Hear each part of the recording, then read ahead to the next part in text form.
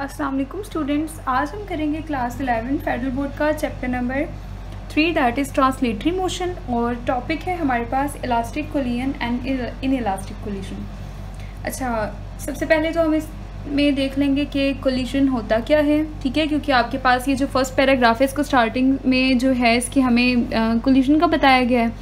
उसके बाद हमारे पास यहाँ पर इन इलास्टिक कोलिजन का बताया गया है, देन इलास्टिक कोलिजन, और उसके बाद मेन जो टॉपिक है ना हमारे पास वो ये है elastic collision in one dimension. ठीक है, इस वीडियो में हम इस टॉपिक से रिलेटेड जो डेरिवेशन है उसको करेंगे, जिसमें हम v1 और v2 वेलोसिटीज़ को निकालेंगे। ये आपकी मोस्ट इम्पॉर्टेंट जो है डेरिवेशन होगी लॉन्ग के लिए। ठीक है, लॉन्ग क्वेश्चन में ये आपसे पूछी जाती है। तो स्टार्ट करते हैं टॉपिक। कहाँ से स्टार्ट करेंगे जी? कोलिजन है क्या, उसके बाद देखेंगे कोलिजन की टाइप्स जिसमें इलास्टिक और इन इलास्टिक है। ठीक है, तो स्टार्ट करते हैं। हमारे पास सबसे पहले है कोलिजन। तो कोलिजन क्या होता है? Collision occurs when two bodies come in physical contact with each other.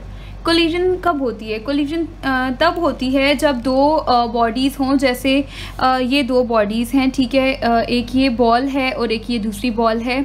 तो ये दोनों जब आपस में ऐसे कोलाइड करेंगी ना, टकराएंगी, फिज़िकली कांटेक्ट में आएंगी, आपस में मिलेंगी, कांटेक्ट में आएंगी, तो हम कहेंगे कि क्या हुआ है, ये टकराई हैं, कोलिजन अकर हुई है। ठीक है, तो किस चीज़ का ज़रूरी है? फिज़िकल कांटेक्ट का। ठीक है, इन दोनों के एक दूसरे के साथ फिज़िकल कांटेक्ट में आना ज़रूरी है, तो ही क्या होगी? कोलिजन होगी। तो यहाँ पे क्या है? Collision occurs when to bodies come in physical contact with each other. ठीक है, जब दो बॉडीज़ फिजिकल कांटेक्ट में आती हैं एक दूसरे के साथ, तो हम क्या कहेंगे कि क्या हुई है? Collision for a short interval of time. अच्छा, बहुत शॉर्ट इंटरवल ऑफ टाइम के लिए। फॉर एग्जाम्पल, अब शॉर्ट इंटरवल ऑफ टाइम के लिए किस तरह से? जैसे देखें, बैट और बॉल है, आप जैसे बॉल को थ्रो करते हैं और बॉल आकर बैट को हिट करती है, तो वो बॉल बैट के साथ चिपक तो नहीं जाती ना, वो बॉल आके बैट को हिट करती है बहुत शॉर्ट से टाइम के लिए और वापस मतलब जाती है, तो वो बहुत शॉर्ट टाइम के लिए फिजिकल कांटेक्ट में आते हैं और वही उसी को हम कहते हैं कोलिजन। ठीक है, इसकी एग्जांपल क्या होगी? Collision of ball with bat. इसके अलावा भी बहुत सी एग्जांपल्स हैं, जैसे आपकी बुक में जो लिखा गया है कि कोलिजन ऑफ टू कार्स। ठीक है, दो कार्स अगर आपस में टकराएं तो वो भी हम क्या कहेंगे? कोलिजन है। ठीक है, अच्छा, अब कोलिजन तो समझ आ गई कि क्या होता है। कोलिजन के लिए फिजिकल कांटेक्ट में आना ज़रूरी है। अब टाइप्स ऑफ कोलिजन क्या है? तो कोलिजन की दो टाइप्स आपको यहाँ पे बुक में दी गई हैं। कौन कौन सी जी? इलास्टिक कोलिजन और दूसरी है इन इलास्टिक कोलिजन। ठीक है, पहले इलास्टिक कोलिजन से इसे देख लेंगे कि क्या होती है, और हमारा जो नेक्स्ट मेन डेरिवेशन जो हमने करनी है ना, वो इलास्टिक कोलिजन से रिलेटेड है। ठीक है, उसका नाम क्या है? Elastic collision in one dimension. Dimension तो आपको पता ही है, क्योंकि वन डायमेंशन यानी सिर्फ किसी एक एक्सिस पे, या एक्स पे या वाई पे या फिर जेड एक्सिस पे। तो हम इलास्टिक कोलिजन पढ़ेंगे वन डायमेंशन में, तो उसके लिए आपको पता होना चाहिए ना इलास्टिक कोलिजन होता क्या है। ठीक है, तो इसको आपने बहुत अच्छे से समझना है, और जो इन इलास्टिक कोलिजन है उसको बस डेफिनेशन आपने इसकी देख लेनी है कि क्या होती है। ठीक है, तो इलास्टिक कोलिजन को स्टार्ट करते हैं। A collision in which both the momentum and kinetic energy of the system before and after the collision is conserved. क्या कह रहे हैं कि ऐसा कोलिजन आपको समझ आ रहा है? ऐसा टकराव, यानी दो बॉडीज़ हैं वो आपस में कोलाइड करें, फिजिकल कांटेक्ट में आए या एक दूसरे से टकराएं, तो क्या हो? टकराने से पहले, यानी वो अभी टकराई नहीं है, जैसे ये दो बॉडीज़ हैं, ठीक है, ऐसे कंसिडर कर लें, ये दो बॉडीज़ हैं, अभी ये कोलिजन इनकी नहीं हुई है ना, टकराई नहीं है ना, ये मूव कर रही है और ये भी मूव कर रही है। तो ये टकराने से पहले, फिर वो टकराई, और ये टकराने के बाद। तो कह रहे हैं कि टकराने से पहले, उसके बाद वो टकराई, और टकराने के बाद दो चीज़ें सेम रहें, वो चेंज ना हो। वो दो चीज़ें कौन सी? एक मोमेंटम और दूसरी क्या? Kinetic energy. जो टकराने से पहले मोमेंटम है ना इनका, मोमेंटम कैसे आएगा? इनिशियल मोमेंटम m1u1, यानी मास को आप वेलोसिटी से मल्टीप्लाई करें तो क्या आता है? मोमेंटम। और टोटल मोमेंटम चाहिए इनिशियल, तो इन दोनों के मोमेंटम्स को क्या कर लें? ऐड कर लें। तो टोटल इनिशियल मोमेंटम क्या है? m1u1 plus m2u2। ठीक है, सॉरी, ये बॉडी m2 है, ठीक है, यहाँ पे आ जाएगा m2, तो m1u1 प्लस m2u2, तो ये इनिशियल मोमेंटम आ जाएगा। फिर हो गई जी हमारे पास कोलिजन हुई और ये फाइनल मोमेंटम आ गया। फाइनल मोमेंटम भी कैसे आएगा, किसी एक का मोमेंटम कैसे निकालते हैं, मास को वेलोसिटी से मल्टीप्लाई करते हैं, तो m1v1 इसकी मास को वेलोसिटी से मल्टीप्लाई करें तो m2v2। तो ये अब फाइनल मोमेंटम कैसे निकालेंगे, इन दोनों को ऐड करके, तो m1v1 प्लस m2v2। तो ये m1u1 plus m2u2 initial momentum है और m1v1 plus m2v2 final momentum है। तो जो इनिशियल मोमेंटम है वो फाइनल मोमेंटम के बराबर आए। टकराने से पहले जो मोमेंटम था समझ लें 5 था, 5 न्यूटन सेकेंड, टकराने के बाद भी 5 ही होना चाहिए, ठीक है। एक तो मोमेंटम सेम रहे और दूसरी चीज़ काइनेटिक एनर्जी सेम रहे, काइनेटिक एनर्जी भी चेंज ना हो, यानी अभी इनकी जो टकराने से इन दोनों की अभी जो काइनेटिक एनर्जी है टोटल, ये टकराने के बाद इन दोनों की टोटल निकालें तो वही काइनेटिक एनर्जी है जो टकराने से पहले थी। तो ऐसी कोलिजन को कहते हैं इलास्टिक कोलिजन। कौन सी कोलिजन को इलास्टिक कोलिजन कहते हैं? इलास्टिक कोलिजन ऐसी कोलिजन होती है जिसमें टकराने से पहले बॉडीज का मोमेंटम और जो काइनेटिक एनर्जी होती है वो चेंज ना हो, यानी बॉडी टकराएं जब आपस में तो फाइनल जो आपका मोमेंटम और काइनेटिक एनर्जी आए उनका वो इनिशियल के बराबर हो। जो इनिशियल मोमेंटम और काइनेटिक एनर्जी है वही फाइनल मोमेंटम और काइनेटिक एनर्जी हो, तो हम कहेंगे कि दोनों क्या रही हैं, कंजर्व रही हैं, चेंज नहीं हुई हैं। तो ऐसी कोलिजन कहलाती है इलास्टिक कोलिजन, ठीक है। यही डेफिनेशन में लिखा हुआ है, ऐसी कोलिजन जिसमें दोनों मोमेंटम और काइनेटिक एनर्जी सिस्टम की बिफोर यानी पहले एंड आफ्टर यानी बाद में टकराने के क्या रहें, कंजर्व रहें, यानी बची रहें, सेम रहें, चेंज ना हो। इन दिस कोलिजन, अच्छा इस कोलिजन में हमारे पास ये जो है इलास्टिक कोलिजन है, इस कोलिजन में द टू ऑब्जेक्ट्स कोलाइड, दो ऑब्जेक्ट्स ऐसे टकराते हैं आपस में and return to their original shape, और वो अपनी ओरिजिनल शेप में वापस आ जाते हैं with no loss of energy. कौन सी एनर्जी लॉस नहीं होती? Kinetic energy. यानी कि जब दो बॉडीज टकराती हैं ना तो इलास्टिक कोलिजन में उनकी काइनेटिक एनर्जी का लॉस जो है वो नहीं होना चाहिए, तभी तो इनिशियल काइनेटिक एनर्जी फाइनल के बराबर आएगी। काइनेटिक एनर्जी लॉस ना हो, ना ही मोमेंटम में कोई चेंज आए, जो इनिशियल मोमेंटम था वही फाइनल मोमेंटम आए, तो ये कोलिजन इलास्टिक कोलिजन कहलाती है। बस आपने इसकी डेफिनेशन याद रखनी है। इसके अलावा हम ये कह सकते हैं कि इनिशियल और फाइनल जो है दो चीज़ें सेम रहनी चाहिए, पहली मोमेंटम और दूसरी काइनेटिक एनर्जी। मोमेंटम तो आपने अभी निकाल कर देख लिया, कैसे निकालते हैं, मास को वेलोसिटी से मल्टीप्लाई करें, m1u1 प्लस m2u2 इक्वल आएगा फाइनल यानी m1v1 प्लस m2v2। ये तो हो गया मोमेंटम। मोमेंटम कंजर्व के लिए आपने ये वाला लगा देना है फार्मूला, ठीक है, कि मोमेंटम सेम रहेगा। और अगर आपसे बोला जाए कि काइनेटिक एनर्जी भी सेम रहेगी तो इस बॉल की काइनेटिक एनर्जी क्या होगी इसकी, तो काइनेटिक एनर्जी का फार्मूला क्या होता है, 1/2 mv²। जनरल फार्मूला क्या है, 1/2 मैस इंटू वेलोसिटी का स्क्वायर। तो इस बॉडी का कैसे आएगा, 1/2 मैस 1 है और वेलोसिटी क्या है u1, और u1 का क्या ले लेना है, स्क्वायर। तो इसका क्या आ जाएगा, 1/2 m1u1 का स्क्वायर, यही लिखा। इसका क्या आ जाएगा, 1/2 m2u2 का स्क्वायर, m2u2 का स्क्वायर, यानी ये लिखा है यहाँ पर।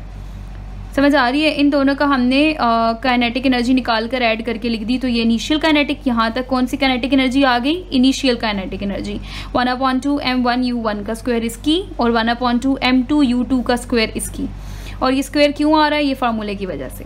इसी तरह आप फाइनल निकालें तो फाइनल इन दोनों की आएगी, तो 1/2 m1 u नहीं, अब क्या आएगा v1, तो 1/2 m1 v1 का स्क्वायर प्लस किस क्या 1/2 m2 v2 का स्क्वायर, ये आ गई।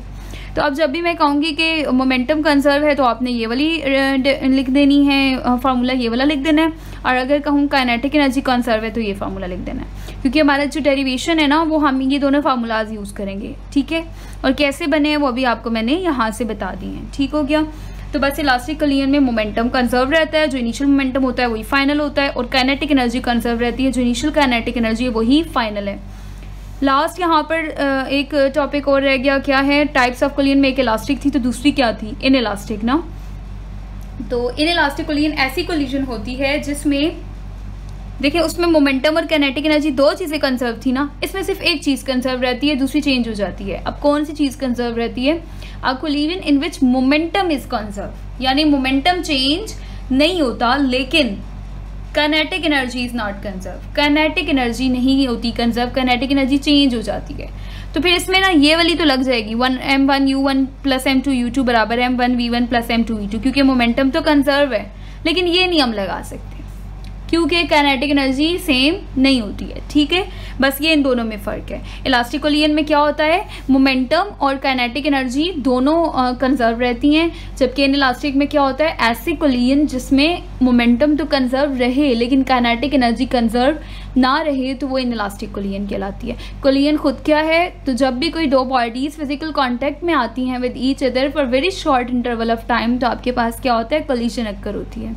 तो ये टॉपिक्स हो गए। अब हम जो है मेन टॉपिक की तरफ चलते हैं, that is elastic collision in one dimension. तो elastic collision in one dimension को करने के लिए आपने क्या कर लेना है, कंसिडर कर लेनी है, consider an isolated system of two spherical bodies. आपने दो, अच्छा आप याद रखना हम इलास्टिक कोलिजन पढ़ रहे हैं, तो इलास्टिक कोलिजन कौन सा कोलिजन होता है, जिसमें काइनेटिक एनर्जी और मोमेंटम दोनों कंजर्व रहते हैं, ठीक है। और दोनों, ये दोनों फार्मूलाज लगेंगे, ये भी और ये भी। तो अभी हम देख लेते हैं, यहाँ पर एक आइसोलेटेड सिस्टम हमने लेना है। आइसोलेटेड सिस्टम आपको अभी बहुत अच्छे से पता होगा अगर आपने लास्ट वीडियो सुनी। आइसोलेटेड सिस्टम कौन सा सिस्टम होता है जिसमें बाहर से यानी एक्सटर्नली कोई फोर्स नहीं लग रही होती, जैसे एयर रेजिस्टेंस की जो फोर्स है, फोर्स ऑफ ग्रेविटी है, वो ना लग रही हो। हम दो बॉल्स ले लें, उनको एक सिस्टम के अंदर रखें जिसमें कोई भी फोर्स बाहर से ना लग रही हो, सिर्फ इंटरनल फोर्स उनकी लग रही हो, और वो भी कौन सी, जब वो आपस में टकराती हैं तो एक दूसरे पे फोर्स लगाती हैं इंटरनल। इसके अलावा उन पर कोई एक्सटर्नल फोर्स ना लगे, तो वो जो सिस्टम है वो आइसोलेटेड सिस्टम कहलाता है, ठीक है। तो आपने एक आइसोलेटेड सिस्टम कंसिडर करना है जिसमें दो स्फेरिकल बॉडीज़ यानी बॉल्स हैं, एक का मास m1 है और दूसरे का m2 है। Initially moving with velocities u1 and u2। वो दोनों जो है ना इनिशियली, इसका मास m1 है, इसका m2 है, इसकी वेलोसिटी u1 है और इसकी वेलोसिटी u2 है और इनिशियल वेलोसिटी है, और ये दोनों मूव कर रहे हैं। तो बिफोर कोलिजन यानी टकराने से पहले m1 u1 इसका मोमेंटम, m2 u2 इसका मोमेंटम, ठीक हो गया। तो ये इससे मूव कर रहे हैं इस मोमेंटम से। अब होती है कोलिजन, तो उसको हम लिखेंगे, लेकिन कोलिजन होगी कैसे, अगर ये दोनों सेम स्पीड से मूव कर रही हैं ये दोनों, तो कोलिजन तो हो ही नहीं सकती ना, ये वाली इस तक पहुंचेगी तब तक और आगे जा चुकी होगी। क्या करें कि इनकी कोलिजन न करो, तो अगर मैं इसकी जो है स्पीड बढ़ा दूं, u1 की स्पीड बढ़ा दूं, ठीक है, तो क्या होगा, अगर आप इसकी स्पीड बढ़ा देते हैं, m1 वाली बॉल की स्पीड बढ़ा देते हैं, तो ये बड़ी तेज़ी से इस तक पहुंच जाएगी और इससे क्या हो जाएगी, ऐसे कोलाइड यानी टकरा जाएगी, क्योंकि इसकी तो कम होगी ना, उतनी ही रहेगी, इसकी हमने बढ़ा दी है तो ये जल्दी पहुंचेगी और इससे टकरा जाएगी। तो यही चीज़ हमने लिखी है। क्या लिखा है, if the speed of m1 is greater, अगर हम m1 वाली बॉल की स्पीड बढ़ा दें देन m2, किससे ज़्यादा कर दें, m2 वाली बॉल से, तो the two bodies encounter head on elastic collision, तो दोनों बॉडीज में कोलिजन हो जाएगी, और कौन सी कोलिजन होगी, इलास्टिक कोलिजन। यानी कोलिजन के बाद, इलास्टिक कोलिजन ऐसी होती है ना जिसमें कोलिजन हो जाए तो उसके बाद मोमेंटम और काइनेटिक एनर्जी दोनों कंजर्व रहते हैं। तो हम कहेंगे टकराने से पहले जो मोमेंटम और काइनेटिक एनर्जी थी वही टकराने के बाद मोमेंटम और काइनेटिक एनर्जी है, तो उनमें कैसी कोलिजन हुई, इलास्टिक कोलिजन। आफ्टर कोलिजन कह रहे हैं अब कोलिजन हो गई, तो both balls will move with velocity v1 and v2, तो दोनों बॉडीज कोलिजन के बाद v1 और v2 वेलोसिटी से मूव कर रही हैं, ठीक है। फाइनली इनिशियली u1 और u2 से मूव कर रही थी, फाइनली v1 और v2 से मूव कर रही हैं। यहाँ तक हो गया। अब हम स्टार्ट करने लगे हैं डेरिवेशन।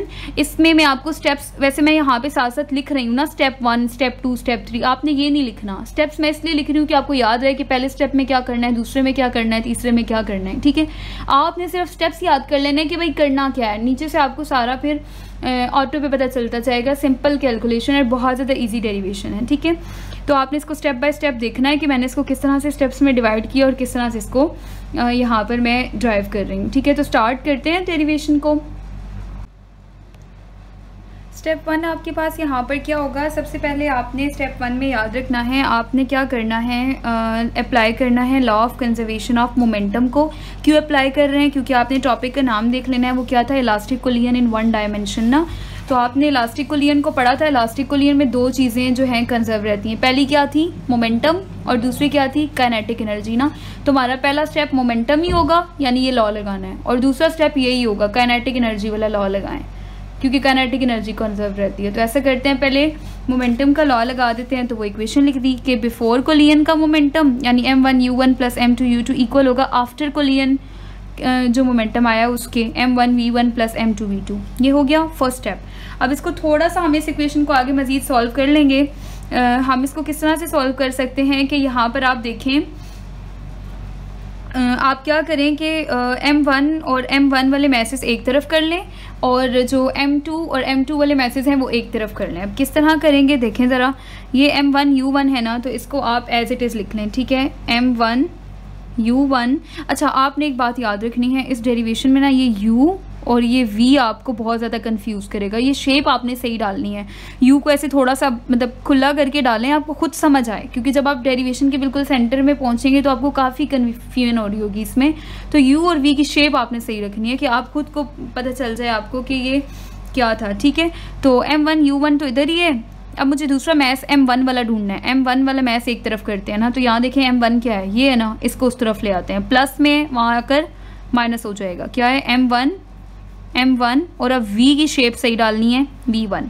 और M2 वाले जो है ना वो एक तरफ कर लें, वो इक्वल के दूसरी तरफ कर लें। तो M2 V2 है यहाँ पर, तो ये वाला M2 भी इधर ले आए तो प्लस का है, तो यहाँ आकर क्या हो जाएगा माइनस M2 U2। कुछ भी नहीं किया, सिंपल क्या है, M1 वाले एक तरफ कर दिए, M1 और M2 वाले दूसरी तरफ कर दिए, ठीक है। साइंस का ख्याल रखना है। आप इधर से M1 कॉमन ले सकते हैं। इस तरह करने का रीज़न ये था कि हम कॉमन ले लें, ठीक है, मैसेज को। तो M1 यहाँ से कॉमन ले लें, तो M1 कॉमन लिया तो अंदर क्या आ जाएगा, के पास अंदर आ जाएगा U1 माइनस V1। और यहाँ से आप क्या कॉमन ले सकते हैं, M2 कॉमन ले लें। तो आप M2 कॉमन ले लें यहाँ से, तो अंदर आपके पास आ जाएगा V2 माइनस U2, ठीक है। इसको आपने कह देना है इक्वेशन 1, ठीक है। यहाँ तक आपके पास बन गई इक्वेशन नंबर 1। अब आपने बनानी है इक्वेशन नंबर 2। तो अब इक्वेशन नंबर 2 के लिए आपको जाना पड़ेगा स्टेप 2 पे, ठीक है।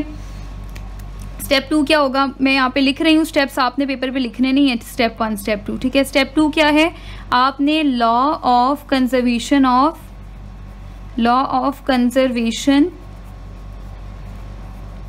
ऑफ काइनेटिक एनर्जी लगाना है।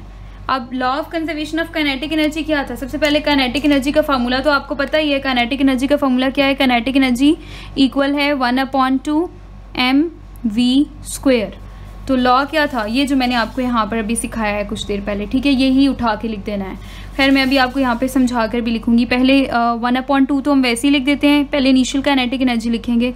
तो क्या आएगा 1/2 m1 u1 का स्क्वायर प्लस 1/2 m2 u2 का स्क्वायर। स्क्वायर तो फार्मूले का आ रहा है, और u1 और u2 इनिशियल वेलोसिटीज़ हैं बॉल्स की। और इक्वल के बाद 1/2 m1 v1 का स्क्वायर प्लस 1/2 m2 v2 का स्क्वायर। ये हमने लॉ लगा दिया है। v1 और v2 क्या है, फाइनल वेलोसिटीज़ हैं टकराने के बाद, और u1 और u2 क्या थी, इनिशियल वेलोसिटीज़ टकराने से पहले।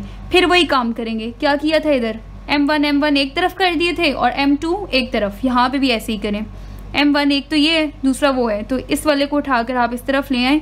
यहाँ प्लस का है ना, तो यहाँ आकर क्या हो जाएगा माइनस का। ये ऊपर वाला तो वैसे ही मैंने लिखा, m1 u1 का स्क्वायर वैसे ही नीचे उतार दिया, ये हमने यहाँ ले आए, ठीक है। क्या हो जाएगा ये 1/2 m1 v1 का स्क्वायर, इस तरफ ले आए, इक्वल का sign as it is.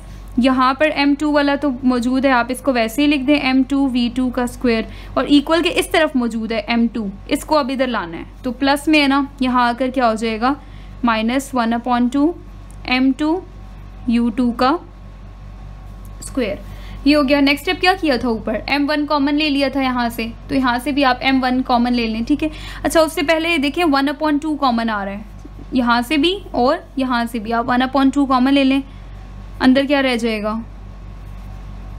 m1 u1 का स्क्वायर माइनस m1 v1 का स्क्वायर, और यहाँ से 1/2 कॉमन लें तो m2 v2 का स्क्वायर माइनस m2 u2 का स्क्वायर। तो ये 1/2 से क्या हो जाएगा, कैंसिल हो जाएगा। अगेन यहाँ से m1 कॉमन आ रहा है, आप m1 कॉमन ले लें और अंदर आ जाएगा u1 का स्क्वायर माइनस v1 का स्क्वायर, और यहाँ से m2 दोनों में है ना, बाहर कॉमन ले लें और अंदर आ जाएगा v2 का स्क्वायर माइनस u2 का स्क्वायर। इधर से आपने बना लेनी है इक्वेशन 2। दो इक्वेशंस बन गई, 2 स्टेप्स भी हो गए। अब ऐसा करते हैं, तीसरे स्टेप पे जाते हैं। तीसरा स्टेप ये है, मुझे ये m1 कैंसिल कर मतलब ख़त्म करने हैं। m2 और m2 भी ख़त्म करने हैं, यानी मैसेज ओवरऑल ख़त्म करने हैं, मैसेज ना हो, क्योंकि हम जो डेरिवेशन कर रहे हैं ना, हम वेलोसिटीज़ निकालना चाह रहे हैं, तो कहीं भी हम जो है मैस नहीं लाना चाह रहे, मतलब मैसेज को हम यहाँ पर क्या करेंगे, कोशिश करेंगे ख़त्म कर दें। तो हमने इसीलिए यहाँ से भी कॉमन ले लिया था और यहाँ से भी कॉमन ले लिया था। मैसेज को कैसे ख़त्म कर सकते हैं, क्या क्या कर सकते हैं हम, अगर इन दोनों को ऐड करें तो नहीं ख़त्म हो सकते ना, m1 और m1 ये तो ऐड हो जाएगा, माइनस करें, ठीक है, तो माइनस में भी आपके पास मैसेज जो है ये ओवरऑल कट नहीं होंगे, ठीक है। अगर हम इन दोनों को डिवाइड कर दें, m1 और m1 डिवाइड में आ जाएं, m2 और m2 डिवाइड में आ जाएं, तो फिर ऊपर और नीचे m1 कट जाएंगे और ये m2 और m2 क्या हो जाएंगे, कट जाएंगे। तो थर्ड स्टेप आपका ये है इक्वेशन 1 और इक्वेशन 2 को क्या करना है, डिवाइड करना है। और डिवाइड के लिए थोड़े से इसमें आप कंफ्यूज हो सकते हैं कि ऊपर कौन सी रखें इक्वेशन और नीचे कौन सी रखें। तो ऊपर आपने जो है वो वाली रखनी है इक्वेशन जिसमें जो है ये स्क्वायर है, ठीक है, बड़ी वाली इक्वेशन आपने ऊपर रखनी है और ये जो छोटी है इक्वेशन इसको आपने नीचे रखना है, ठीक है। ये वाली मिस्टेक नहीं करनी, आपने इसी तरह इनको डिवाइड करना है। अभी हम थर्ड स्टेप करते हैं। स्टेप 3 क्या है, डिवाइड इक्वेशन 1 एंड 2, ये आपका स्टेप 3 है, ठीक है। स्टेप्स मेंशन नहीं करने हैं पेपर में, अभी मैं आपको याद करने के लिए यहाँ पे साथ लिख रही हूँ, ठीक है। तो ये वाली इक्वेशन हमें ऊपर रखनी है और वो इक्वेशन नीचे रखनी है, ठीक है। तो आपने याद रखना है बड़ी वाली इक्वेशन ऊपर और छोटी वाली नीचे। तो क्या हो जाएगा, यहाँ पे लिखेंगे m1 u1 का स्क्वायर माइनस v1 का स्क्वायर डिवाइडेड बाय, ये वाली डिवाइड हो जाएगी ना, तो क्या होगा m1 अंदर आ जाएगा u1 माइनस v1, ठीक है। इक्वल का साइन लगा देना है, यहाँ पे भी इसी तरह करेंगे। क्या होगा ये m2 v2 का स्क्वायर माइनस u2 का स्क्वायर, और इससे क्या डिवाइड हो रही होगी, ये इक्वेशन 1 वो क्या है m2 v2 माइनस u2, यानी इक्वल की जो लेफ़्ट साइड है वो लेफ़्ट साइड से डिवाइड होगी इस इक्वेशन के, और राइट साइड से डिवाइड हो जाएगी। अब क्या होगा m1 हमारा मेन काम क्या था, इनको कैंसिल करना, तो ये हो गया थर्ड स्टेप में, बस ये करना था, ठीक हो गया। अब जो बच गया आप उसको इसी तरह से लिख लें। क्या बच गया आपके पास यहाँ पर u1 का स्क्वायर माइनस v1 का स्क्वायर, और नीचे आपके पास आ गया u1 माइनस v1, इक्वल का साइन यहाँ से क्या बच गया v2 का स्क्वायर माइनस u2 का स्क्वायर, और नीचे आपके पास आ गया है v2 माइनस u2, ठीक है। अब यहाँ पर अगर आप देखें तो अब यहाँ पर इसको मैंने इधर अगेन लिख लिया है, ठीक है। क्या करना है, अब आप अगर ऊपर देखें तो u1 का स्क्वायर माइनस v1 का स्क्वायर, अगर मैं इसको a कहूँ और इसको b कहूँ तो a square minus b square, a square minus b square किसके इक्वल होता है, a minus b a plus b के। तो यहाँ फार्मूला लग रहा है। अच्छा, अब इस तरफ आएँ, इसको अगर a कह दें और इसको b कह दें तो a square minus b square, फिर से ये फार्मूला लग रहा है। तो ऊपर दोनों पे यहाँ पर फार्मूला लग रहा है, आप इसको लिख लें, डायरेक्ट अप्लाई कर दें। क्या होगा, ये a है और ये b है ना, तो किस तरह हो जाएगा u1 माइनस v1 और u1 प्लस v1, और नीचे जो है उसको एज इट इज़ लिख लें u1 माइनस v1, इक्वल का साइन यहाँ फिर अप्लाई करें फार्मूला v2 माइनस u2, और फिर क्या हो जाएगा v2 प्लस u2, ये हमने फार्मूला अप्लाई किया a माइनस b और a प्लस b, ठीक है। और नीचे ये इसी तरह आप लिख दें v2 माइनस u2। अब कटिंग हो रही है, ऊपर नीचे देखें क्या चीज़ सेम हो गई है, u1 माइनस v1 से कट जाएगा, v2 माइनस u2 से कट जाएगा। अब ऊपर जो बच गया उसको आप लिख लें। क्या हो गया यहाँ पर u1 प्लस v1 इक्वल है v2 प्लस u2 के। अब ये जो इक्वेशन आपके पास बनी है ना, ये मोस्ट इम्पॉर्टेंट इक्वेशन है। ये अभी तक हम कितनी इक्वेशंस बना चुके थे, 2 इक्वेशंस बना चुके थे। ये आपके पास आएगी थर्ड इक्वेशन जो कि मोस्ट इम्पॉर्टेंट इक्वेशन है, ठीक है। इसको हम यूज़ करेंगे किसके लिए, अभी जो आगे हमें काम करना है ना, पहला काम हम करेंगे फॉर v1। हमें 2 वेलोसिटीज़ निकालनी है, एक v1 और दूसरी निकालनी है v2, यानी हमें बॉल की ना फाइनल वेलोसिटीज़ निकालनी थी। असल में इलास्टिक कोलिजन इन 1 डायमेंशन में हम क्या करते हैं, ये डेरिवेशन हम इसलिए करते हैं कि हमें 2 वेलोसिटीज़ निकालनी होती हैं फाइनल, ठीक है, इनिशियल u1 u2 होती हैं, लेकिन v1 v2 यानी फाइनल वेलोसिटीज़ निकालनी है। तो पेपर में क्वेश्चन आपने बहुत गौर से पढ़ लेना है। इसी चीज़ में आप लोगों की मिस्टेक होती है कि आपसे मांगा जाता है इलास्टिक कोलियन इन 1 डायमेंशन, तो आप सारा का सारा उठा के लिख देते हैं, v1 और v2 भी लिख देते हैं, जबकि वो दोनों एक साथ कभी भी नहीं मांगते। कोई एक वेलोसिटी आपसे मांगी गई होती है, या वो v1 आपसे मांगेंगे या फिर v2। तो क्वेश्चन आपने बहुत ध्यान से पढ़ना है। अगर v1 मांगी हुई तो फिर तो आपने इसके बाद डायरेक्ट v1 की हेडिंग देनी है, लेकिन अगर v2 मांगी हुई तो फिर v1 नहीं आपने लिखना, ये सारा स्किप करके डायरेक्ट अभी जो मैं आगे फॉर v2 की हेडिंग दूंगी ना, तो फिर आपने वो वाला लिखना होगा। हाँ, लेकिन ये इक्वेशन 3 तक ये तो आपने हरगिज लिखना है। इलास्टिक कोलियन इन 1 डायमेंशन आ जाए तो 1 2 3 तीनों इक्वेशन यहाँ तक तो बनेंगी। अब आगे डिपेंड करता है कि क्वेश्चन क्या है। अगर v1 मांगा हुआ है तो फिर वो आप देख लें v1 वाली लिखें इधर से आगे, और v2 मांगा हुआ है तो फिर इसको स्किप करके v2 लिखें। तो अभी हम किसके लिए काम करेंगे? v1 के लिए। तो यहाँ पर आपने एक चीज़ याद रखनी है, अगर आपसे कहा जाए कि v1 के लिए डेरिवेशन करें, ये मैं बहुत ज़्यादा इंपॉर्टेंट बात बता रही हूँ, अगर आपने डेरिवेशन v1 के लिए करनी है ना, तो बार बार अरेंज इक्वेशन 3 को ही करेंगे, इसलिए मैंने इसको कहा था मोस्ट इंपॉर्टेंट है। v1 के लिए जब आप करेंगे ना, तो अरेंज इसको v2 के लिए करें, इसमें से v2 की वैल्यू निकालनी है। जब आप v1 की डेरिवेशन कर रहे होंगे तो इसमें से किसकी वैल्यू निकालनी है? v2 की, यानी उलट कर रहा है। और जब आप डेरिवेशन करेंगे v2 के लिए तो इसमें से किसकी वैल्यू निकालेंगे? v1 की। ऐसा क्यों करेंगे मैं आपको आगे करके बताती हूँ, तब आपको समझ आएगी कि हम ऐसा क्यों कर रहे हैं। अभी हम डेरिवेशन किसके लिए कर रहे हैं? फॉर v1 ना, तो मैं इस इक्वेशन को अरेंज कर दूंगी किसके लिए, इस इक्वेशन को हम अरेंज कर लेते हैं, ठीक है। v1 के लिए डेरिवेशन कर रहे हैं ना, तो मैं v2 की वैल्यू निकाल लूँगी यहाँ से। v2 की क्या वैल्यू आएगी? यहाँ से v2 इधर ही रहे ना, तो u2 यहाँ प्लस हो रहा है, वहाँ जाकर माइनस हो जाएगा, तो u1 plus v1 minus u2। तो ये v2 की वैल्यू आ गई है, जो हमने कहाँ से निकाली है? इक्वेशन 3 से। ये हमें पता है v2 इसके बराबर है। अब हम डेरिवेशन स्टार्ट करते हैं v1 की। तो डेरिवेशन हमेशा कहाँ से स्टार्ट करेंगे हम? v1 या v2 के लिए। तो जो आपने इक्वेशन नंबर 1 बनाई थी ना, इसमें इक्वेशन नंबर 1 आपने यहाँ पे जो बनाई थी, ये वाली m1 u1 minus v1 equal m2 v2 minus u2, equation 1 को यूज़ करेंगे, ठीक है। इसी इक्वेशन को उठा के लिख लेना है, लिखेंगे फ्रॉम इक्वेशन 1, और ये वाली इक्वेशन लिख लेंगे, ठीक है। और उसके बाद आपको बताती हूँ क्या करना है। आपने क्या करना है, यहाँ पे लिखना है फ्रॉम इक्वेशन 1। इक्वेशन 1 से हमें क्या पता है कि m1 जो कॉमन लिया हुआ था u1 माइनस v1 इक्वल है, यहाँ से हमने m2 लिया हुआ था कॉमन और लिखा हुआ था v2 माइनस u2, ये किया हुआ है ना। अब इस इक्वेशन में आप इस इक्वेशन में v2 की जगह ये लिखते हैं, इसीलिए v2 निकाला था। क्यों यहाँ से v2 निकाला था? कि v2 की जगह ये वाली वैल्यू लिख दें सारी। कहाँ है v2? ये है v2, इसकी जगह आपने ये लिख देना है। हमें इस इक्वेशंस में से असल में v2 ख़त्म करना है ताकि किसकी वैल्यू आ जाए? v1 की। मेन मकसद क्या है? v1 की वैल्यू निकालनी है ना, तो v2 को ख़त्म करना है। तो v2 को ख़त्म करने के लिए हम यहाँ से v2 की वैल्यू निकाल लेंगे। उसमें देखें कहीं भी v1 जो है v2 नहीं होगा। v2 की वैल्यू जब निकालेंगे तो इसमें v2 तो फिर ख़त्म हो गया ना, फिर हम यहाँ v2 की जगह इसको पुट कर देंगे, तो हम कह देंगे कि यहाँ पे कहीं भी जो है आपके पास v2 जो है वो नहीं है, ठीक है।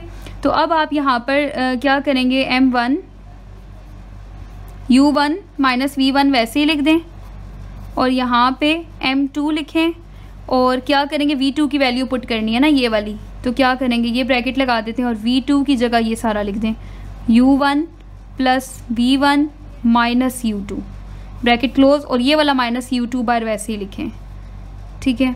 और ये ब्रैकेट, अब ऐसा करें m1 यहाँ अंदर मल्टीप्लाई कर दें तो क्या हो जाएगा? m1 u1 minus m1 v1 equal है m2 अंदर सबसे मल्टीप्लाई कर दें तो क्या हो जाएगा? m2 u1 plus m2 v1 minus m2 u2 और माइनस m2 u2। यहाँ तक आपने कर दिया। नेक्स्ट क्या करेंगे हम? यहाँ पर m1 u1 वैसे ही लिख दें, माइनस m1 v1 वैसे ही लिख दें, यहाँ पर m2 u1 plus m2 v1 भी मैंने वैसे। ये देखें ये दोनों सेम है ना, माइनस माइनस प्लस, तो इसके पीछे कोएफिशिएंट कुछ नहीं है तो 1 है, यहाँ पे भी कोएफिशिएंट कुछ नहीं है तो 1 है। 1 प्लस 1 क्या हो जाएगा? 2 m2 u2, ये दोनों ऐड होके 2 हो गए हैं, 1 और 1 2 हो गए हैं ना। लेकिन साइन किसका आएगा? माइनस का। माइनस माइनस तो प्लस होता है, बट साइन माइनस का आएगा। ठीक हो गया यहाँ तक। अब क्या करेंगे? कर क्या रहे हैं हम? v1 की वैल्यू निकाल रहे हैं ना, तो किसको सेपरेट करें इधर से? v1 को। तो ये V1 इस तरफ ले आए, बाकी यहाँ पे ये जो 2 एक्स्ट्रा हैं इसको उस तरफ ले जाएं। V1 एक तरफ कर दें क्योंकि हमें V1 की वैल्यू चाहिए। ठीक हो गया, तो V1 को सेपरेट करते हैं। यहाँ पे M1 U1 इधर ही रहे, इसको हम उस तरफ भेजेंगे। बाकी यहाँ से V1 वाली वैल्यू इधर ही रहेगी, ये वाली, इन दोनों को हम उस तरफ ले आते हैं। प्लस किए ना, यहाँ की क्या हो जाएगी माइनस M2 U1, ये इस तरफ आएगी तो प्लस हो जाएगी 2M2 U2। उसके बाद ये इक्वल है यहाँ पे ये वाली वैल्यू माइनस की है ना M1 V1, इस तरफ आएगी तो प्लस की M1 V1, और ये ऑलरेडी प्लस की है तो इसको आप लिख दें M2 V1। यहाँ तक हो गया। अब क्या करेंगे, यहाँ से V1 कॉमन ले लेंगे। हम V1 की वैल्यू निकाल रहे हैं ना, इसलिए यहाँ से V1 क्या कर लेंगे, कॉमन ले लेंगे। V1 आप कॉमन ले लें, अंदर रह जाएगा M1 प्लस M2। बाकी सारा वैसे ही लिखना है, ये सारा वैसे ही लिखना है, ठीक है, इसमें कुछ भी नहीं करना। माइनस, अच्छा मैंने आपको जो चीज़ स्टार्ट में बताई है ना वो याद रखनी है। यहाँ पे थोड़ा सा आपको जो चीज़ कंफ्यूज करेगी वो U और V के साइन है, ठीक है, तो साइंस आपने सही लगाने हैं, ठीक है ना। अब यहाँ पर ये M1 M2 एक्स्ट्रा है क्योंकि हमें V1 की वैल्यू चाहिए, तो ये मल्टीप्लाई हो रहे हैं ना V1 से M1 M2, तो यहाँ करें सबसे क्या होंगे ये दोनों डिवाइड। V1 से मल्टीप्लाई हो रहे हैं, ब्रैकेट मतलब मल्टीप्लाई, तो यहाँ आकर डिवाइड। तो क्या करेंगे, डिवाइड में भेज देते हैं, क्या हो जाएगा M1 U1 minus M2 U1 plus 2M2 U2 equal है, यहाँ पे रह गया V1, और ये मल्टीप्लाई में इनको यहाँ पर हम किस में भेज देंगे जी, डिवाइड में। तो आपके पास ये हो जाएगा M1 प्लस M2। अच्छा, अब यहाँ पर आप लोग इसको स्टॉप कर सकते हैं कि आप कह सकते हैं कि ये आपके पास जो है किसकी V1 की जो है वैल्यू आ गई है। और इसके अलावा लेकिन अगर आप जो है इस तरह बुक की वैल्यू चाहते हैं कि मतलब ये आंसर आए V1 का, इस तरह M1 माइनस M2 आए और उसके नीचे M1 प्लस M2 लिखा हो और ऊपर 2M2 U2 और नीचे M1 प्लस M2, तो बस सिंपल क्या करें ना, इस वैल्यू को लाने के लिए आप क्या करेंगे, मतलब यहाँ पे आप स्टॉप करके कह सकते हैं कि ये V1 की वैल्यू है, लेकिन थोड़ा सा अगर बुक के लिहाज से करना है तो फिर ये करेंगे M1 M2 को जो है इनके नीचे अलग कर देंगे और इसके नीचे क्या कर देंगे, अलग कर देंगे। तो क्या हो जाएगा, ये M1 U1 minus M2 U1 है ना, और सॉरी ये तो मैंने अब लिख दिया, ऐसे करते हैं, नेक्स्ट स्टेप में कर लेते हैं। मैं बताती हूँ हम क्या करना चाह रहे हैं यहाँ पर। अभी तो मैंने कुछ नहीं किया, मैंने गलती से लिख लिया। अब ऐसे करते हैं, इन दोनों से क्या कॉमन आ रहा है, U1 ना, U1 कॉमन ले लें, अंदर क्या बच जाएगा M1 माइनस M2, ठीक है, इन दोनों से U1 कॉमन ले लिया और यहाँ पर क्या किया है 2M2 U2 लिख दिया है, ठीक है।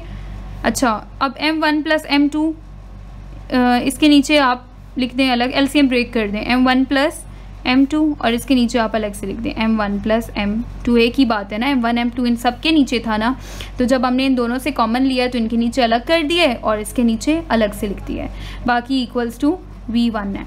अब थोड़ा सा इसको बुक की ही तरह लिखना है तो क्या है, बुक वालों ने पता है क्या किया हुआ है, यहाँ पर उन्होंने M1 माइनस M2 लिखा हुआ है और U1 को थोड़ा सा नीचे करके इधर साइड पे लिखा हुआ है और इधर लिखा हुआ है M1 प्लस M2।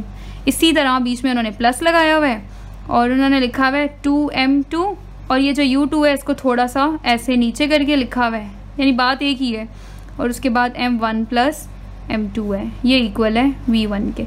ये एग्जैक्टली आपके बुक वाला आंसर आ गया है V1 का, ठीक है। आप इसको अब बुक से मैच करके भी देख सकते हैं, ठीक है। वैसे आप यहाँ पर स्टॉप कर दें, यहाँ स्टॉप कर दें, आपकी मर्ज़ी, आपके नंबर नहीं कट होंगे।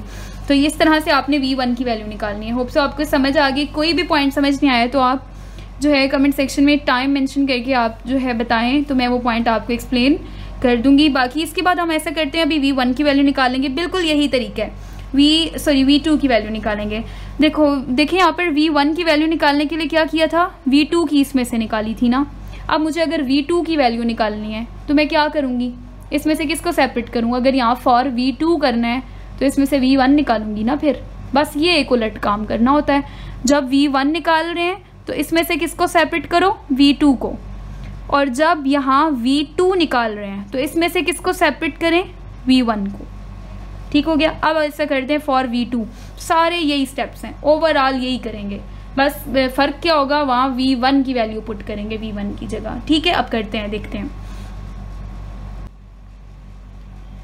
अब यहाँ पर हम V2 के लिए काम कर रहे हैं तो अगेन क्या करेंगे जी, V1 के लिए जब किया था तो क्या किया था, V1 के लिए जब किया था तो इक्वेशन 3 यूज़ की थी और V1 के लिए किसकी वैल्यू निकाली थी, V2 की। अब V2 के लिए कर रहे हैं तो किसकी वैल्यू निकालेंगे, जाहिर सी बात है V1 की। बस ये एक चीज़ उलट है, ठीक है ना, ये याद रखना है। तो अब मैं अगर V2 के लिए कर रही हूँ तो मैं इक्वेशन 3 से किसकी वैल्यू निकालूंगी, V1 की। तो यहाँ से किसकी वैल्यू निकालेंगे, V1 की। तो V1 इधर ही रहे, U1 यहाँ प्लस हो रहा है, वहाँ जाकर क्या हो जाएगा, माइनस। तो V2 plus U2 minus U1, ठीक है। तो ये वैल्यू मैं यहाँ लिख देती हूँ, क्या आ रही है जी, V2 plus U2 minus U1। तो यहाँ हम लिख देते हैं क्या आ रही है ये, V2 plus U2 minus U1, ठीक है। एग्जैक्टली यही आ रही है, V2 plus U2 minus U1, सही हो गया। उसके बाद हमने क्या किया था, यहाँ से फिर देख लें, उसके बाद हमने इक्वेशन 1 को यूज़ किया था और उसमें V2 की वैल्यू पुट कर दी थी। इक्वेशन 1 को यूज़ करके क्या किया था, V2 की वैल्यू उसमें पुट कर दी थी। तो अगेन हम इक्वेशन 1 यूज़ करेंगे, लेकिन इस बार V2 की नहीं, V1 की वैल्यू पुट करेंगे। मतलब सिंपल बताते हैं भाई, इक्वेशन 1 लिख लेते हैं। इक्वेशन 1 ये है ना, M1 इक्वल है, sorry M1 into U1 minus V1। मैं यहाँ लिख रही हूँ, आप लोगों ने भी इक्वेशन 1 जैसे ऊपर बनाई है उससे देखकर इक्वेशन 1 आपने यहाँ पर लिख लेनी है। तो इसको स्टार्ट करते हैं फ्रॉम इक्वेशन 1। और इक्वेशन 1 क्या है, M1 into U1 minus V1 equal है M2 into V2 minus U2। आपने इक्वेशन 1 से वैल्यू ले ली, ठीक है। अब यहाँ पर आपको क्या करना है, ये किसकी वैल्यू निकाली है, V1 की ना। लास्ट टाइम हमने V2 निकाली थी और V2 की जगह लिखी थी, लेकिन अब V1 निकाली है ना, तो ये V1 है। तो देखिए इसमें बड़ा कंफ्यूज होंगे आप, ये U है या V है, ये आपने सही शेप डालनी है, ठीक है। मुझे पता है मैं किस तरह डालती हूँ U या V, तो मुझे समझ आ रही है। तो आपने जो है वो शेप बहुत अच्छे से जहन में रखनी है, V क्या है और U क्या है, ठीक है ना। तो ये V1 है और मैं V1 की जगह ये वैल्यू पुट करूँगी। तो क्या करूँगी यहाँ पर M1 और अच्छा ब्रैकेट ये लगा देते हैं ना, हमने वैल्यू पुट करनी है। तो U1 वैसे ही लिखें, माइनस बार वैसे ही लगाएं, V1 के लिए फिर से ब्रैकेट लगा दें और ये सारी वैल्यू लिखते हैं। V2 plus U2 minus U1 ये पुट करें और ब्रैकेट क्लोज, इक्वल का साइन। समझ आ गई है, V1 की जगह वैल्यू पुट कर दिया ये वाली। अब यहाँ पर जो है उसको वैसे ही लिख दें, M2 into V2 minus U2, ये हो गया। अब क्या करें, सिंपल, ये माइनस इन सब के साइन क्या कर देगा, चेंज कर देगा, करवा दें चेंज। M1 अंदर क्या होगा जी, U1 minus V2 minus plus minus U2 minus minus plus U1, ये हो गया, इक्वल है। इधर इसको वैसे ही लिख दें, ठीक है, V2 माइनस U2। अब क्या करें, M1 अंदर सबसे मल्टीप्लाई कर दें, M2 सबसे मल्टीप्लाई कर दें, तो क्या हो जाएगा, M1 U1, M1 इससे करवाएं तो M1 V2, साइन का ख्याल रखना है, ठीक है, प्लस माइनस माइनस है, M1 U2 और अब M1 को इससे करवाएं तो प्लस आएगा क्योंकि प्लस साइन है, और M1 U1 इक्वल है। अब इधर मल्टीप्लाई कराएं, M2 V2 minus M2 U2, ये हो गया, ठीक है। अब नेक्स्ट स्टेप में क्या करना है जी, कर क्या रहे हैं हम, V2 की वैल्यू निकाल रहे हैं ना, मेनली V2 की वैल्यू चाहिए। V2 को एक तरफ कर लें, बाकी सबको एक तरफ कर लें, ठीक है। लेकिन उससे पहले देख लें कुछ, यहाँ पर अगर सॉल्व हो रहा है तो इन दोनों को देखें, M1 U1 दोनों सेम है, M1 U1 M1 U1, इसके साथ भी प्लस है, इसके साथ भी प्लस है, तो प्लस प्लस प्लस 1 और 1 2, ये 2 बार हैं। अब यहाँ पर आपने क्या कर लेना है, इनको ऐड कर लेना है। तो M1 और ये M1 U1 इनको हम कर सकते हैं 2M1 U1, ठीक है, ये दोनों तो हो गए ऐड। अच्छा, V2 की वैल्यू अगर हमें निकालनी है तो मुझे V2 सारे एक तरफ करने हैं ना, ये तो U2 है ना, तो ये तो नहीं चाहिए इस तरफ, V2 चाहिए। तो ये माइनस M1 ये V2 है, इसको उस तरफ ले आएंगे और ये वाली वैल्यू इस तरफ ले आएंगे, ठीक है। खैर ये दोनों तो वैसे ही लिख दें, माइनस M1 U2, ठीक है। और आपके पास क्या है यहाँ पर, सॉरी ये वाली तो उसमें ऐड हो गई है, ठीक है। तो ये दोनों ऐड होकर यहाँ लिख दी हैं, और ये जो M1 U1 U2 है ये लिख दिया है। ये वैल्यू मैं उस तरफ इक्वल के भेज रही हूँ, क्यों भेज रही हूँ, क्योंकि ये V2 और ये V2 एक तरफ करेंगे और ये वैल्यू इस तरफ लाएँ तो ये प्लस की हो जाएगी, प्लस M2 U2।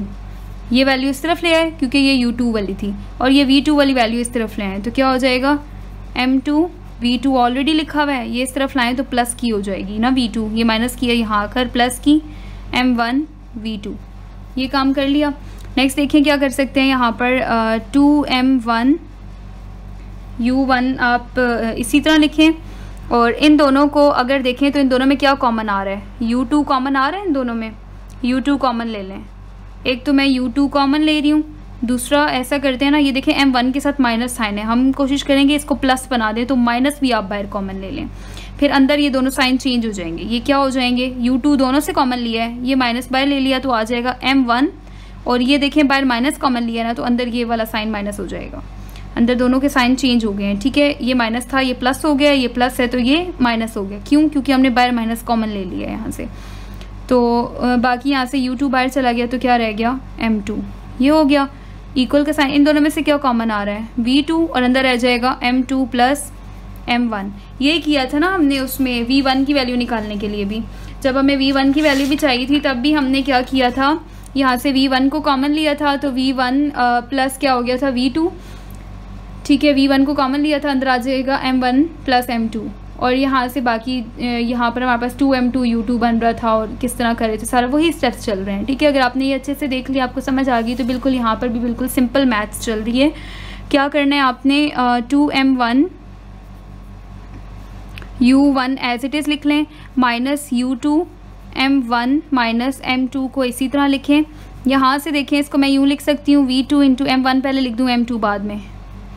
अब नेक्स्ट स्टेप देखें, मुझे v2 की वैल्यू चाहिए। ये डेरिवेशन हम किसके लिए कर रहे हैं, ये डेरिवेशन है v2 की वैल्यू निकालने के लिए ना। तो यहाँ से v2 की वैल्यू चाहिए, m1 m2 मल्टीप्लाई हो रहा है, यहाँ कर क्या होगा, डिवाइड हो जाएगा। तो आप इसको डिवाइड में भेज दें, 2m1 u1 माइनस u2 है, और m1 माइनस m2 है, और इनके डिवाइड में आ जाएगा m1 प्लस m2, और इक्वल है v2 के। ठीक हो गया। नेक्स्ट स्टेप में हम सिंपल ये कर सकते हैं कि m1 m2 इसके नीचे अलग कर देंगे और इसके नीचे अलग, जैसे पीछे v1 की वैल्यू निकालने के लिए किया है। तो 2m1, अच्छा बुक में किस तरह से लिखा हुआ है, और u1 यहाँ साइड पे इस तरह करके लिखा हुआ है, इसके नीचे लिखा हुआ है m1 प्लस m2, ठीक है। और माइनस का साइन है, और पहले लिखा हुआ है m1 माइनस m2, इसके नीचे लिखा हुआ है m1 प्लस m2, और ये वाला u2 साथ में इधर लिखा हुआ है, ठीक है। ये m1 प्लस m2 इसके नीचे अलग कर दिया, और इसके नीचे अलग कर दिया, u1 यहाँ और u2 यहाँ, ठीक है, जिस तरह बुक में लिखा हुआ है, इक्वल्स टू v2 है। क्योंकि फिर आप लोग कहेंगे कि बुक जैसा आंसर चाहिए, तो वो फिर उसलिए इस तरह लिख के दिया। अदरवाइज़ आप जो है u1 को इधर ऊपर इनके साथ भी इस तरह से प्रॉपर लाइन लगा कर लिख सकते हैं। तो ये आपका क्या हो जाएगा, v2 की वैल्यू आ जाएगी। अब वही बात है कि आपने क्वेश्चन को बहुत गौर से पढ़ना है, आपसे क्या मांगा गया है, ठीक है। अच्छा, अब यहाँ पे हम थोड़ा सा इसको देख लेते हैं कि हमने किया कैसे है और क्या है। v1 और v2 यहाँ तक आपकी डेरिवेशन कंप्लीट हो गई है। इलास्टिक कोलिनियन एंड वन डायमेंशन में हमें यही करना होता है, ठीक है। मैं भी आपको लाइन वाइज बताती हूँ याद करने का तरीका। पहले तो आपने क्या किया, इलास्टिक कोलिनियन वन डायमेंशन का थोड़ा सा इंट्रोडक्शन लिखा। स्टेप 1, इलास्टिक कोलिनियन वो होता है ना जिसमें मोमेंटम कंजर्व रहता है, तो मोमेंटम की इक्वेशन से शुरू किया है। m1 एक तरफ कर दी, m2 एक तरफ कर दी, और कॉमन ले लिया, m1 कॉमन m2 कॉमन, ठीक हो गया। फिर ये स्टेप 1 में तो हमने law of conservation of momentum, step 2 में काइनेटिक एनर्जी लगानी है, law of conservation of kinetic energy.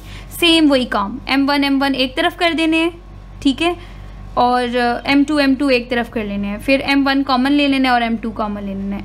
1/2 तो ऑलरेडी कैंसिल हो रहे थे, दोनों तरफ कॉमन थे, तो मतलब कि पहले law of conservation of momentum लगाना है, फिर law of conservation of kinetic energy लगाना है। फिर हमारी कोशिश होती है कि हम इन दोनों जो दो इक्वेशंस बनी हैं इनसे मैसेज को ख़त्म कर दें। तो कैसे ख़त्म हो सकते थे, इन दोनों को डिवाइड करवा कर। तो दोनों इक्वेशंस को डिवाइड करें। स्टेप 3 क्या है, दोनों इक्वेशंस को डिवाइड करना है, और जो स्टेप 3 से इक्वेशन बनेगी वो इक्वेशन 3 होगी, जो मोस्ट इंपॉर्टेंट है, जिसको आपने बार बार रीअरेंज करना है। जब v1 की वैल्यू निकालेंगे तो आपने उसको v2 के लिए अरेंज करना है, जब v2 की वैल्यू निकाल रहे होंगे आपने इस इक्वेशन 3 को v1 के लिए अरेंज करना है, ठीक हो गया।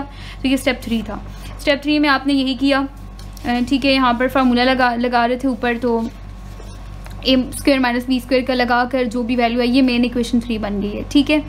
अब इस इक्वेशन 3 को जब हम यहाँ तक हमारे 3 स्टेप्स हो गए हैं, ये हमारे पास हो जाएगा स्टेप 4। क्या है ये, स्टेप 4। स्टेप 4 में v1 की वैल्यू निकालनी है। कैसे निकालते हैं v1 की वैल्यू, इक्वेशन 3 को रीअरेंज करते हैं, v1 की वैल्यू निकालनी हो तो v2 के लिए रीअरेंज करते हैं, और जहाँ जहाँ इक्वेशन 1 में v1 फिर इक्वेशन 1 ले आते हैं, ठीक है ना, जो इक्वेशन 1 इससे पहले बनाई है वो ले आते हैं और उसमें v2 की वैल्यू पुट कर देते हैं, v2 की जगह v2 की ये वैल्यू पुट कर दें। सिंपल मैथ्स जैसे सॉल्व करते हैं, जैसे आपको भी मैंने सिखाया है पीछे सारा, उस तरह आपने करके लास्ट में इस तरह v1 की वैल्यू आपने निकाल लेनी है। और उसके बाद जो हमारे पास लास्ट स्टेप होता है, 4 स्टेप हो गए ना, तो 5th स्टेप क्या है, v2 की वैल्यू निकाल लेनी है। 5th स्टेप में आप इसको कह सकते हैं कि आपका क्या है, स्टेप जो है स्टेप नंबर 5 है, ठीक है। स्टेप 5 क्या है, यहाँ पर आपने v2 की वैल्यू निकालनी है। उसमें क्या करना है, v2 की निकालनी है तो v1 के लिए अरेंज करेंगे इक्वेशन 3 को, और इक्वेशन 1 दोबारा से यूज़ करेंगे जैसे v1 की वैल्यू निकालने के लिए की, और यहाँ इस इक्वेशन 1 में जहाँ जहाँ v1 है वहाँ ये लिख दें, तो एक ही जगह था यहाँ, तो उसकी जगह आपने वो लिख दी। सिंपल इनको आगे मल्टीप्लाई किया, कटिंग की, और प्लस माइनस करके जो भी आपके पास ये इक्वेशन बनी है, जिस तरह मैंने अभी सिखाई है आपको, इस तरह कर लेना है। तो टोटल कितने स्टेप्स हैं भाई, अगर आप भूल भी जाएं तो टोटल स्टेप्स कितने हैं इसको सॉल्व करने के, टोटल स्टेप है 5। कौन कौन से आप अपने जहन में लेकर आएँ तो वही, पहले law of conservation of momentum, then kinetic energy, then आपके पास थर्ड इक्वेशन बनानी है दोनों 1 2 को डिवाइड करके, उसके बाद v1 की वैल्यू निकालनी है। v1 की वैल्यू निकालने के लिए इक्वेशन 3 को रीअरेंज करना होता है, और उसके बाद आपने इक्वेशन 1 में उसको पुट कर देना होता है।